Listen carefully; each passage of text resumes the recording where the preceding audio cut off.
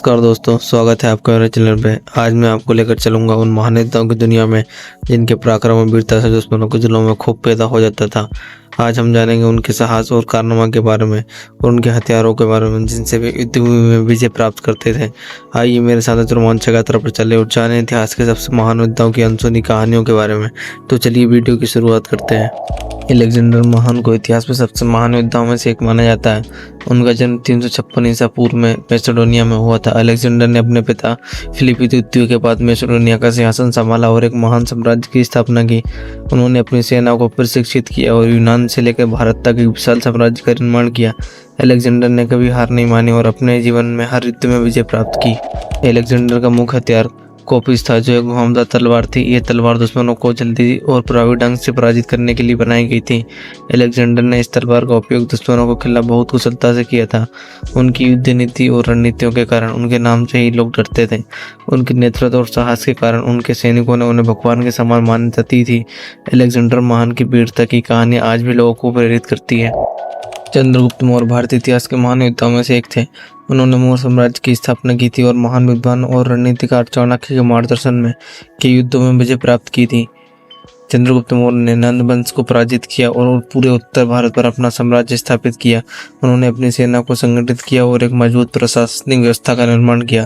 चंद्रगुप्त का प्रमुख हथियार खड्ग था, जो एक लंबी और भारी तलवार थी। इस तलवार का उपयोग करते समय बहुत अधिक शक्ति और कौशल की आवश्यकता होती थी। उनकी सैन्य शक्ति और संगठन क्षमता इतनी प्रभावी थी कि उनके नाम से ही दुश्मन डर से जाते थे।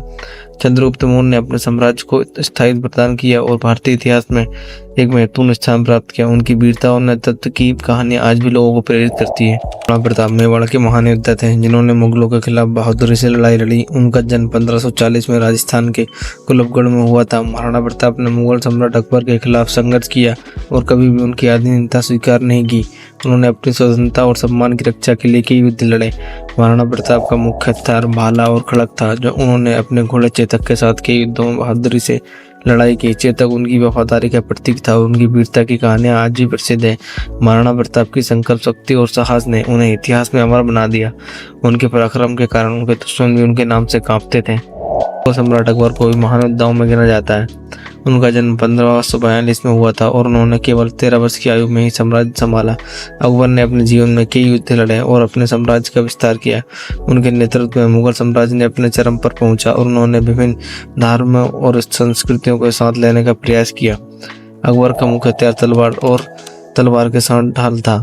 उनकी तलवारबाजी की कला बहुत ही कुशल थी और उन्होंने कई बार अपने दुश्मनों को पराजित किया। अकबर की सामरिक चतुराई और युद्ध नीति इतनी प्रभावशाली थी कि उनके नाम से ही लोग भयभीत हो जाते थे। उन्होंने एक मजबूत प्रशासनिक व्यवस्था का निर्माण किया और न्याय और धर्मनिरपेक्षता की नीतियों का पालन किया। स्पार्टकस एक थ्रेसियन योद्धा थे, जिन्होंने रोमनों के खिलाफ विद्रोह किया था। उनका जन्म लगभग 111 ईसा पूर्व में हुआ था। स्पार्टकस ने गुलामी से आजादी की लड़ाई के लिए एक महान नेता बने। उन्होंने कई रोमन सेनाओं को पराजित किया और उनके नेतृत्व में गुलामों ने बड़ी संख्या में स्वतंत्रता प्राप्त की। स्पार्टकस का मुख्य हथियार ग्रेडिएशन था, जो एक छोटी तलवार थी। उन्होंने इस तलवार का उपयोग दुश्मनों के खिलाफ बहुत कुशलता से किया था। उनके साहस और युद्ध कौशल के कारण उनके नाम से ही लोग कांपते थे। स्पार्टकस की वीरता और नेतृत्व की कहानियां आज भी लोगों को प्रेरित करती है और उनके संघर्ष को आज भी याद किया जाता है।